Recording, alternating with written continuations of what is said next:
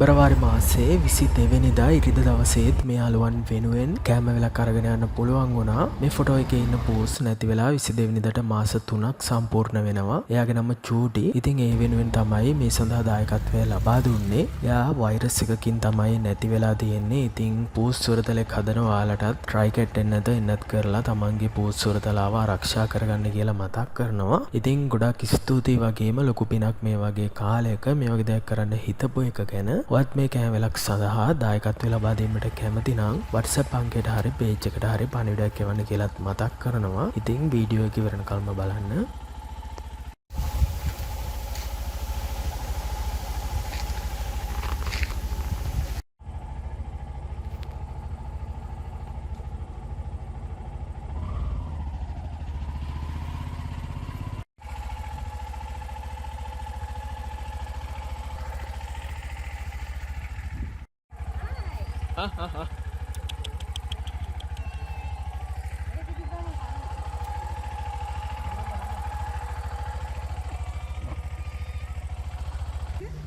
என்ன முடியும் எங்க